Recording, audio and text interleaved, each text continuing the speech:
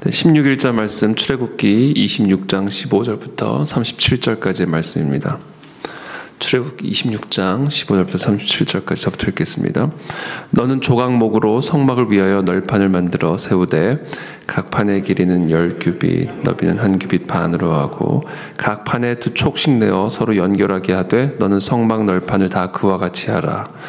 성막을 위하여 널판을 만들 남쪽을 위하여 널판 20개를 만들고 20널판 아래에 은받침 40개를 만들지니 이쪽 널판 아래에도 그 두 촉을 위하여 두 받침을 만들고 저쪽 널판 아래에도 그 두 촉을 위하여 두 받침을 만들지며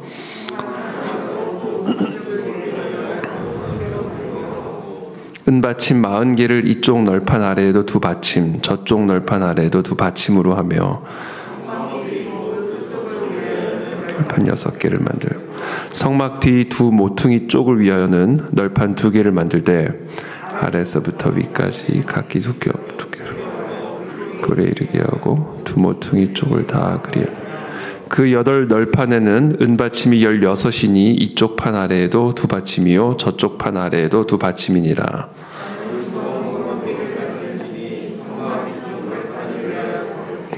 성막 저쪽 널판을 위하여 5개요 성막 뒤 곧 서쪽 널판을 위하여 5개이며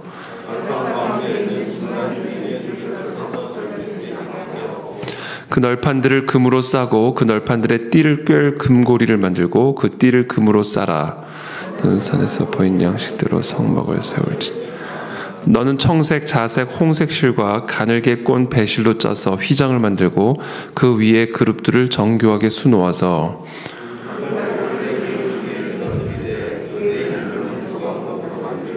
금으로 싸서 내 은빛쯤 위에 둘지. 그 휘장을 갈고리 아래에 늘어뜨린 후에 증거궤를 그 휘장 안에 들여놓으라. 그 휘장이 너희를 위하여 성소와 지성소를 구분하리라. 지성소에는 증거궤. 그 휘장 바깥 북쪽에 상을 놓고 남쪽에 등잔대를 놓아 상과 마주하게 할지며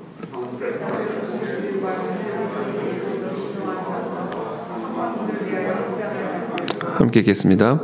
그 휘장문을 위하여 기둥 5을 조각목으로 만들어 금으로 싸고 그 갈고리도 금으로 만들지며 또 그 기둥을 위하여 받침 5개를 노수로 부어 만들지니라. 아멘. 어저께 본문에서는 이 성막의 덮개, 지붕의 역할이죠. 근데 공교롭게도 그 지붕도 성막이라고 불렸습니다.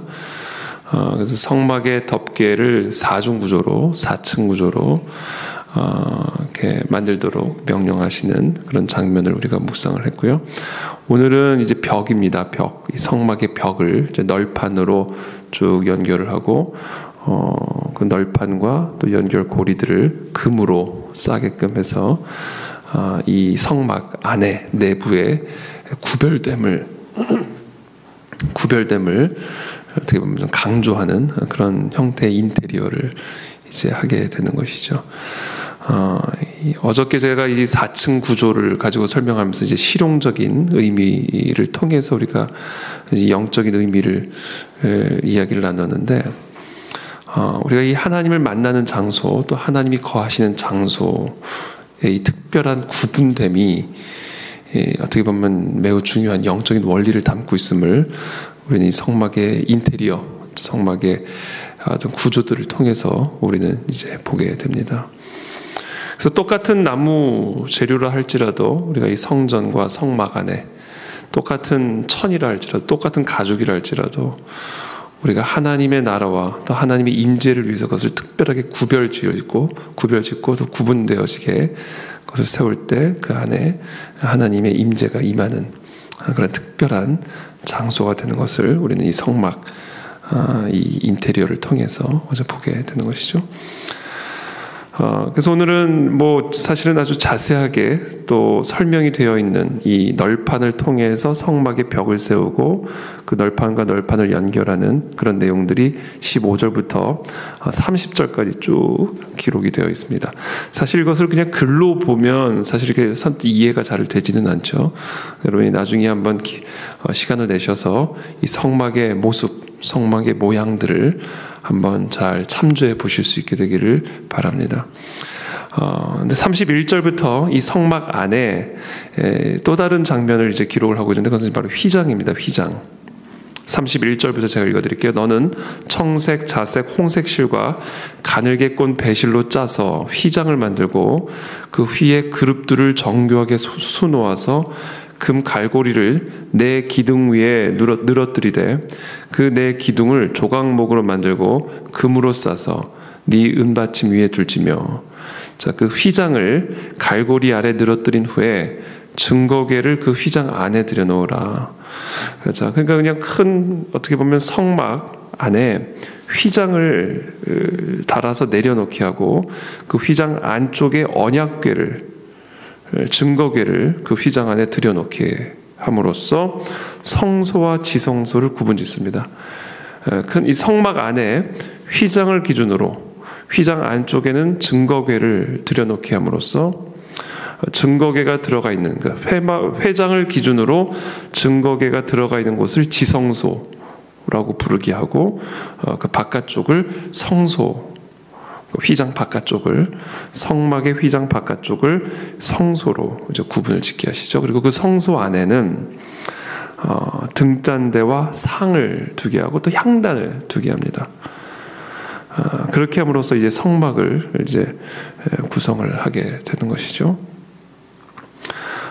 그래서 이 성소에는 세 가지가 있었는데 이제 그 향단이 있었고 진설병, 떡상이죠. 떡이 있는 상이 있었고 그다음에 등대, 촛불 등대가 이렇게 세 가지 물건이 이 성소 안에 있었고 그것을 지나서 휘장을 넘어서 들어가면 이제 그 안에 증거궤가 있었습니다. 그리고 증거궤 위에는 소위 말하는 시은소라고도 부르고 속죄소라고도 부르는 하나님의 보좌를 그 언약궤 위에 두게 함으로써 하나님의 임재가 거하는 지극히 거룩한 장소라는 의미의 지성소를 그 안에 지성소라는 이름을 이제 붙이게 되죠.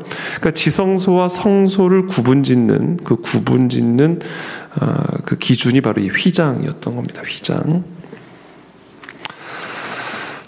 그래서 우리는 이 본문을 통해서 어떤 말씀들을 우리가 묵상을 할 수 있을까? 이제 대제사장이 이제 1년에 한 차례만 이제 휘장을 넘어서 지성소로 들어갈 수가 있었죠. 대제사장이 1년에 한 차례, 1년에 하루죠. 한 차례, 정확하게 표현하면 1년에 하루를 들어가게 합니다. 그리고 하루에 4차례를 사실은 이 지성소를 들어갔다 나왔다 하면서 백성들의 죄, 그리고 자신의 죄를 속죄하는 대속죄 일을 이제 가지게 되죠. 그래서 이 대제사장이 이제 이 지극히 거룩한 하나님의 성소 안으로 들어갈 때는 그냥 들어가는 것이 아니라 대속의 피를 가지고 들어갑니다. 그래서 처음에는 수송아지 피를 가지고 들어가죠. 이 수송아지 피를 가지고 들어가서 그 언약궤에 뿌립니다. 그렇게 함으로써 먼저 자신의 죄를 속죄를 받죠.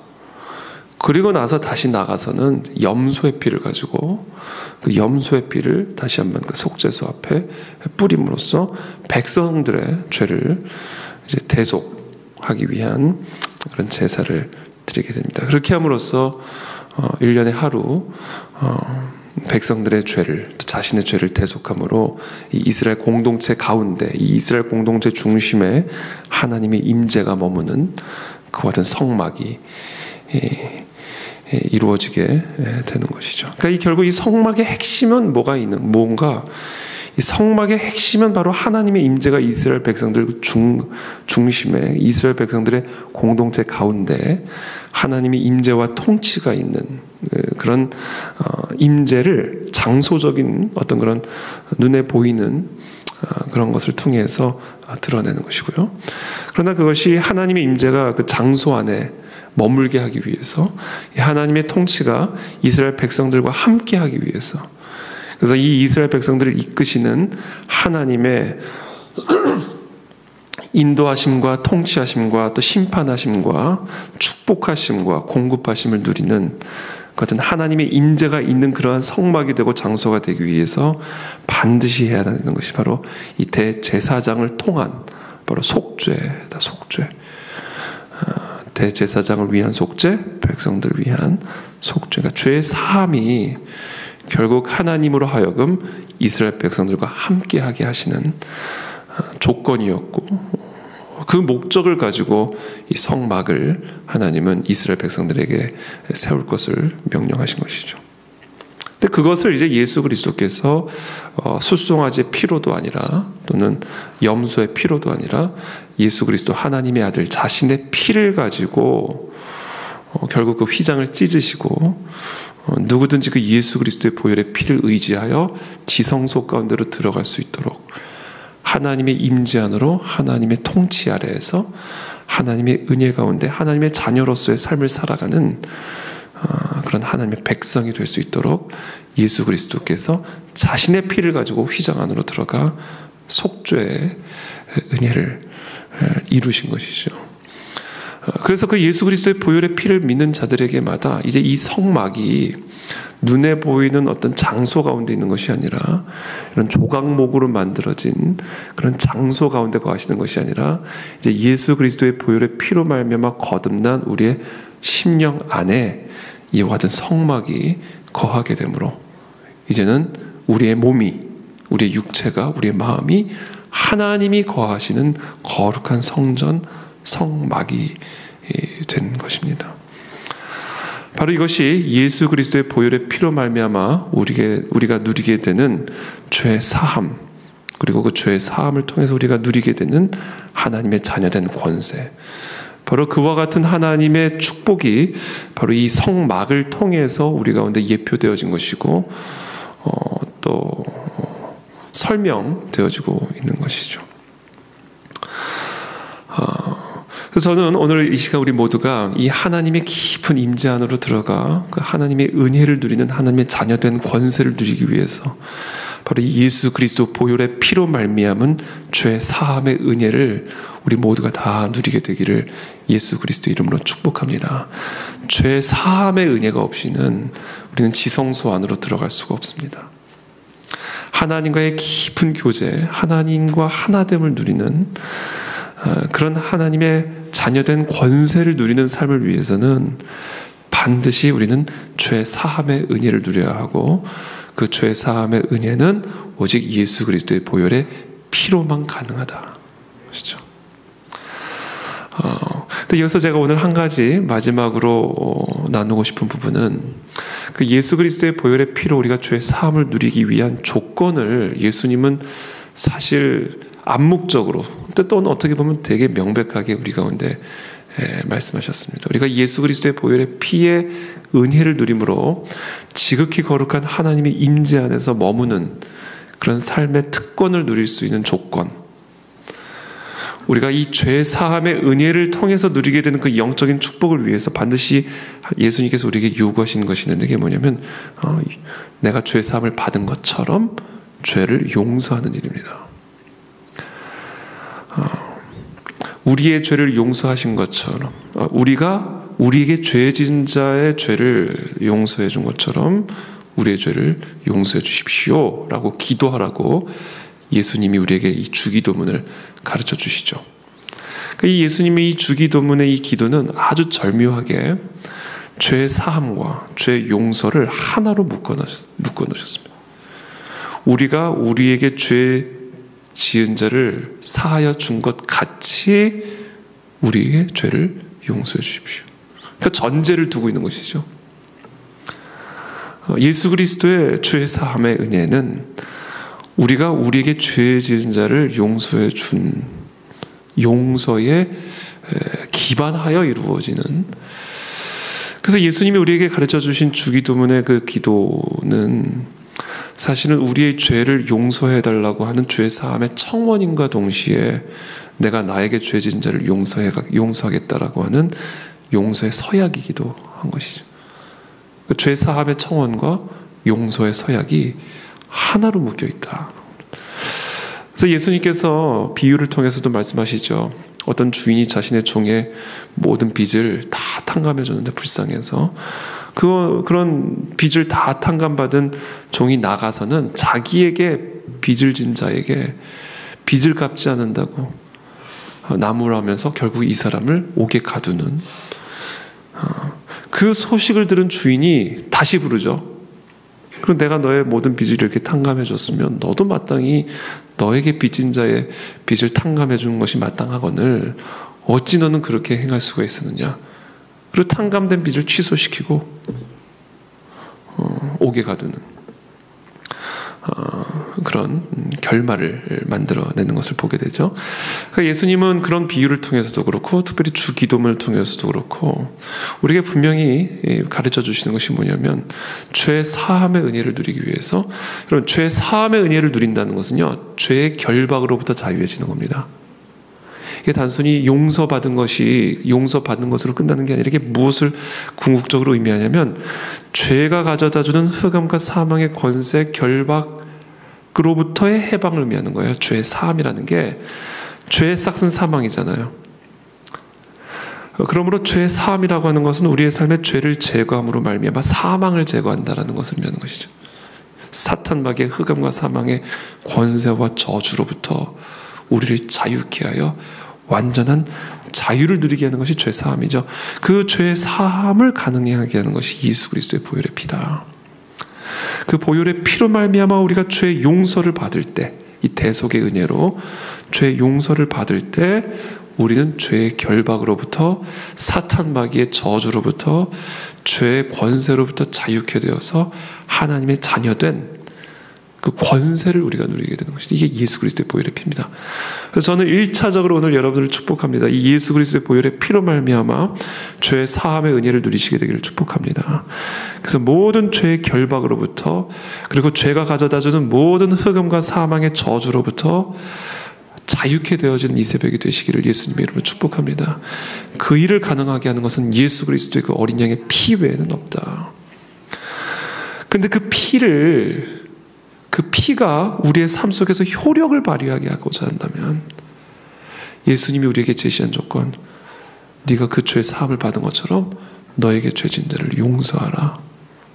그 용서를 통해서 우리를 묶고 있는 죄의 결박, 사망의 결박, 흑암과 사망의 저주의 결박들이 끊어지는 자유와 해방과 치유의 회복의 역사들을 우리가 경험하게 된다라는 것입니다.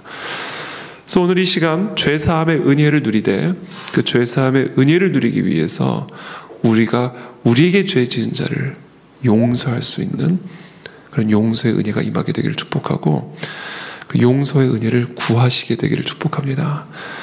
주님, 나의 부모를 용서하게 하시고 내 배우자를 용서하게 하시고 나에게 죄 지은 자를 예수님이 나의 죄를 용서하신 것처럼 그리스도의 보혈의 피로 단번에 우리의 모든 죄들을 용서하신 것처럼 이 은혜의 감격으로 나도 나에게 죄 지은 자를 용서할 수 있는 이 새벽이 되게 도와주시어서 이제 더 이상 이 사망의 올무, 사탄 마귀의 올무로부터 벗어나 진정한 기쁨과 감사와 평안과 능력으로 오늘 하루의 삶을 다시금 새롭게 살아가는 그런 은혜를 이 새벽에 우리 모두에게 허락하여 주시옵소서. 함께 기도하며 나가겠습니다.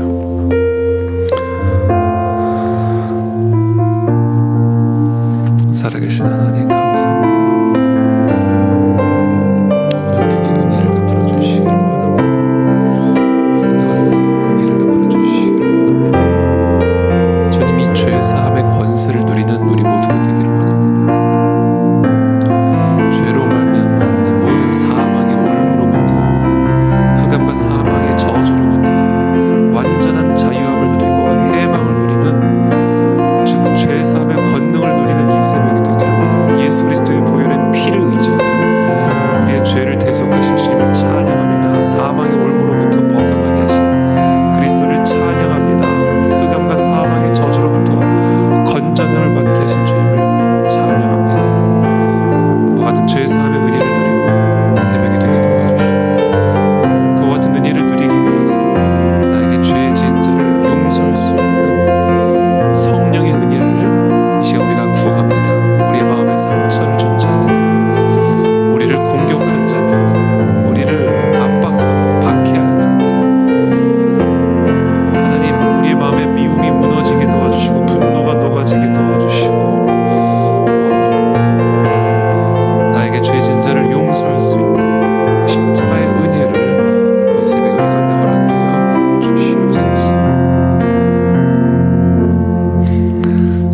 주님, 오늘 이 시간 이 예수 그리스도의 십자가의 보혈의 은혜, 대속의 은혜를 의지하여 지성소 안으로 들어갑니다. 그 안에서 하나님 우리를 진정으로 자유케 하시고 회복하시고 치유하시는 그 하나님의 온전하고도 완전한 임재를 누리는 사랑하는 우리 모든 성도님들 될 수 있도록 이 새벽에 은혜를 베풀어 주시옵소서. 그것을 위해서 우리의 마음에 미움이 녹아지게 되기를 원합니다. 분노의 결박들이 끊어지게 되기를 원합니다. 우리의 마음의 그 깊은 상처의 올무로부터 자유해지게 되기를 원합니다. 주님 이 시간 우리에게 은혜를 베풀어 주셔서 주님이 우리의 죄를 사하심과 같이 우리도 우리에게 죄 지은 자를 용서함으로 말미암아 이 십자가의 대속의 은혜의 보혈의 권능을 몸소 체험하고 경험하고 누리는 지성소 가운데 머무는 오늘 하루 될 수 있도록 우리 모두에게 은혜를 베풀어 주옵소서. 예수 그리스도 이름으로 감사드리며 기도합니다. 아멘.